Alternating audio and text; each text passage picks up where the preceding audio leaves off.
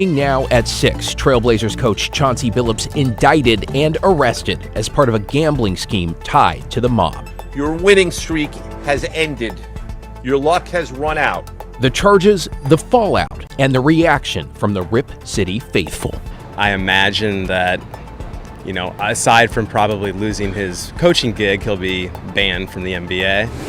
Plus, the head of Oregon's National Guard is urging caution as troops stand ready to deploy. Not everyone is going to understand the difference between an ICE agent and an Oregon National Guard service member. Then, a family reacts as the man found guilty except for insanity in a deadly Max train stabbing learns his fate. This man did that. He took his dad from him. And later, prepping plows for future winter weather. We're making sure everything is in proper working order. As we keep a close eye on the chance of snow in the Cascades this weekend.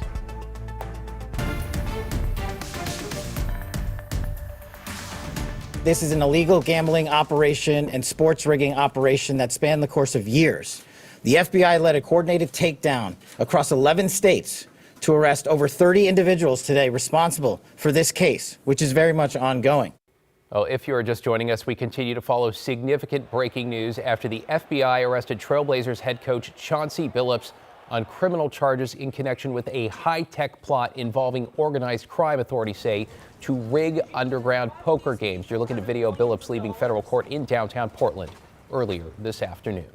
Thanks for joining us. I'm David Molko. And I'm Christine Pitawanich. The NBA has suspended Billups as he faces a number of federal charges. And in the meantime, with their next game tomorrow, the Blazers named assistant Tiago Splitter the interim head coach. We'll get to reaction from Rip City in just a moment, but first to investigative reporter Evan Watson downtown, looking at the charges and the takedown that, as the FBI director there said, spans more than 30 people across the country, which means, Evan, this is big.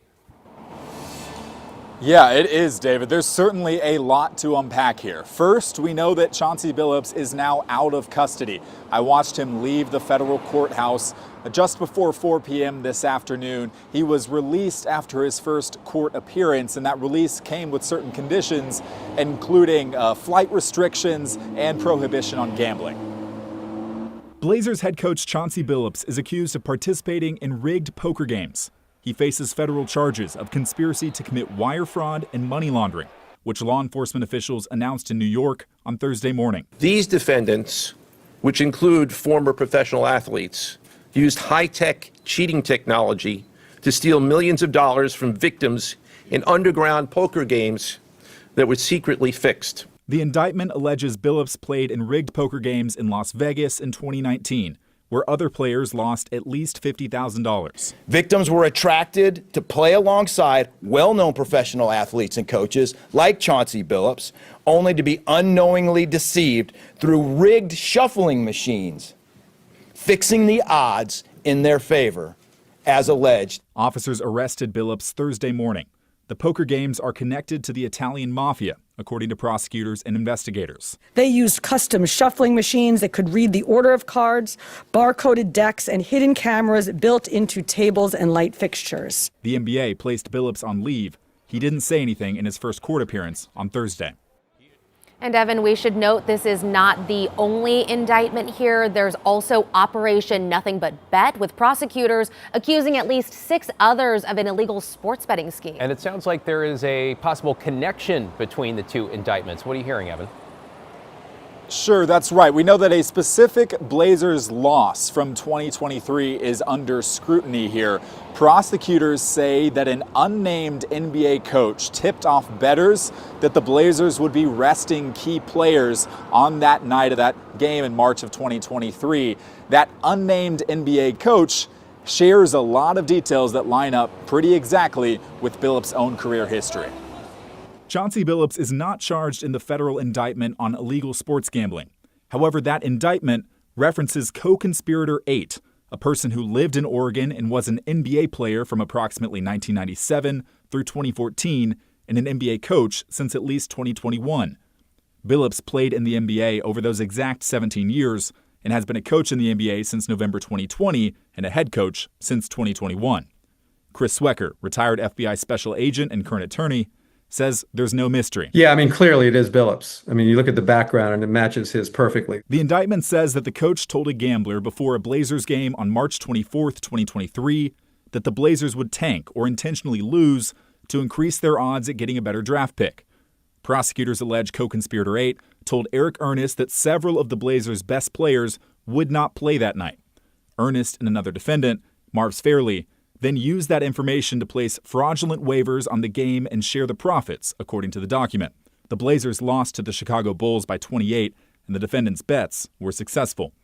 Swecker says prosecutors must have a reason to not name this coach. There's a card that's being played here. It just hasn't been played yet. It's my belief that there's some kind of plea deal in the offing, that maybe the details haven't been nailed down, and this is a piece of leverage in that case, that he hasn't been outright indicted in that case at this point. After that 2023 game, Billups answered reporters' questions about multiple key players being injured. It's not the best, it's not the greatest, but it is what it is, you know. I just, whoever's available, I'm going to coach them. I'm going to try to do the best I can to help them. So for the timeline here, Billups coached the Blazers last night. He was arrested in Lake Oswego this morning. He made his first court appearance this afternoon around 1:30, and then he left the federal courthouse just before 4. Court documents also show that Billups now has a hearing in New York set for November 24th. Evan Watson reporting live from downtown Portland for us this evening. Thank you, Evan. Well, Billups' attorney just gave ESPN a statement denying the allegations and saying Billups will fight to clear his name. Well, it says in part, anyone who knows Chauncey Billups knows he is a man of integrity. Men of integrity do not cheat and defraud others. To believe that Chauncey Billups did what the federal government is accusing him of is to believe he would risk his Hall of Fame legacy, his reputation, and his freedom. He would not jeopardize those things for anything, let alone a card game. Okay, let's bring in our Orlando Sanchez now. Orlando, before we get to what comes next, what's the team saying about all this? Yeah, this has just been a whirlwind so far, and they are saying a little bit, literally hours after the Portland Trailblazers season opener, the news sending shockwaves through Rip City and the entire NBA, the league placing Chauncey Billups on immediate leave after being arrested by the FBI in connection with a gambling-related investigation. The Portland Trailblazers releasing a statement saying they're aware of the allegations involving Billups and fully cooperating with the investigation. Longtime sports columnist John Canzano says Billups has coached his last game with the Blazers. But I think that this is going to be a lingering, ongoing distraction for the organization. And unfortunately, the sale of the team, breath of fresh air, all these young players, the return of Damian Lillard, all of that clouded by what Chauncey Billups has brought into the room here. Tiago Splitter will take over interim head coach duties. He joined Billups' coaching staff in June. Splitter has been an assistant coach in the NBA before with stops in Brooklyn and Houston. Most recently was head coach of the Paris Basketball Club. Now he's tasked with putting the Blazers back on track. And while the Blazers canceled today's media availability, we should expect to hear from the team tomorrow. That's because they have a game. They host the Warriors at Moda Center. Yeah, they're going to need some kind of consistency in the midst of all this upheaval, right? For sure. The season just started yesterday. 81 more games to go. And they were having a lot of fun, too. It was fun while it lasted. Appreciate it, Orlando. Yeah. You can stay with KGW for the very latest on this story. And coming up at 6:30, we'll hear from fans who are weighing in on the arrest. Also, a reminder, you can get the latest news anytime online at kgw.com or on our free TV streaming app, KGW Plus. Okay, let's talk about your forecast now with a weather impact alert for both Friday and Saturday with an atmospheric river now headed our way. Matt Spino joins us now. Matt, what are we expecting here? This is our stormiest weather of the fall so far. Of course, it's pretty much right on schedule. You figure about mid-October is when things really begin to ramp up here in the Northwest with storms and rain and wind, and that's exactly what will begin to happen during the day tomorrow. It will be rainy on Friday and Saturday. I think we'll get the heavier rain Friday, the stronger winds on Saturday, and the rain will probably begin sometime around the morning commute, so factor that into your morning plans. Drive carefully, and if you have a chance to secure any loose objects around your home, any lightweight patio furniture that could blow around, the garbage cans. Take care of that and clear any storm drains that may be clogged. Most of the leaves are still in the trees, so there's not a lot of that going on yet, but just keep that in mind. Mount Hood right now, just a smattering of snow left over from last weekend. It's warm, it's 48, but boy, is that ever going to change. I'll show you the snowfall forecast later. The swells are all up in the teens. We've got concerns about big waves on the coast. We've got high surf advisories and sneaker wave threats, and then there's the rainfall. Look at this forecast just through Sunday morning. That's over 2 inches in Portland. 1.75 inches down in Salem, about 2.5 up at Astoria. So again, some very significant rainfall coming our way. Now, as far as flooding goes, not concerned about that. The rivers are at their annual lowest points, basically, coming out of the dry summer before things have geared up. So the rivers should be able to handle all of this rainfall that we're going to get. There could be some low-lying flooding in low areas, intersections, that kind of a thing, but we're not expecting any widespread flooding. But we are expecting rainy and windy weather tomorrow, even stronger winds on Saturday as the rain continues. Could be a thunderstorm at the coast. And then the snow in the Cascades, probably get at least a foot up on Mount Hood ski areas, and the passes, Government Camp, Sandy Ann Pass, Willamette Pass, will be snowy. So I can't stress that enough. If you plan to go to the mountains this weekend, there's mushroom foraging, hunters, hikers. Be ready for winter conditions, guys. Also getting my rain jacket ready. Thanks, Good idea. Matt. Well, we have more breaking news now with a live look at PDX, where all Alaska Airlines flights are grounded due to an IT issue. This includes PDX and airports across the country. Now, no word on the cause or how long the ground stop is going to last. Well, the boards in the airport aren't showing any delays or cancellations. PDX confirms 2 flights that were scheduled to depart remain grounded. For now, we're not seeing any huge lines as you see at ticket counters, but Alaska says anyone and everyone flying tonight should check their flight status before heading to the airport. If you have a flight tomorrow morning, it's probably a good idea as well. We'll update you as we learn more.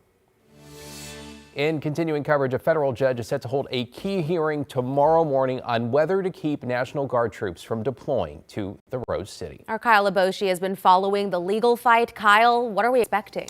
Well, the hearing will be held by phone before Judge Karen Immergut. It's scheduled for 10 a.m. to discuss the Trump administration's motion to dismiss a second temporary restraining order blocking the federal deployment of any National Guard troops to Oregon. The state of Oregon and city of Portland argue that the temporary order should stay in place, at least until an appeals court has ruled. The Ninth Circuit Court of Appeals is considering whether to review the case altogether. On Monday, a 3-judge panel sided with the Trump administration, putting a hold on Judge Immergut's first restraining order, which only applied to Oregon troops. If the appellate court agrees to reconsider the case, an expanded 11-judge panel will rehear the case. It's not clear whether Judge Immergut will rule from the bench or issue a written order. Appreciate your report, Kyle. Thank you. Let's bring in our Stephanie Domerod now. And Steph, you talked to the head of the Oregon National Guard in a sit-down, a one-on-one exclusive. I'm really curious to know what he's saying about all this. Well, basically, the general is saying that, of course, as the deployment moves through the courts, we will wait and see what happens. But he is urging Portlanders to keep in mind and remember that if they are deployed, they are citizens who volunteered to serve. Now, to clarify, the general is no longer overseeing command of these 200 troops, but he is playing somewhat of a role and is in daily contact with the U.S. Northern Command leaders. The troops are stationed at Camp Rylea and are from all communities across the state. He says he has heard from service members who are concerned about the mission. I asked about a letter he sent the troops before they were mobilized. In it, he wrote that some wouldn't understand the mission or could be hostile, but urged them to remember their oath to serve regardless of how it's received. Portland can be kind of a tough crowd when protests get started, and we put our soldiers, we ask them to be in a difficult position, and recognizing that not everyone is going to understand the difference between an ICE agent and an Oregon National Guard service member. Now, General Grunwald says the 2 units chosen for this mission both have passed civil disturbance training. As far as what they're doing now, he says soldiers are training to distinguish lawful from unlawful protest activity and how to use de-escalation techniques. To watch my full one-on-one interview with the Adjutant General on Straight Talk, just head to our website at kgw.com, or you can watch anytime on our free TV app, KGW+. You can also watch the full episode on air Monday night at 7. Back to you guys. Yeah, super timely. Appreciate it, Steph.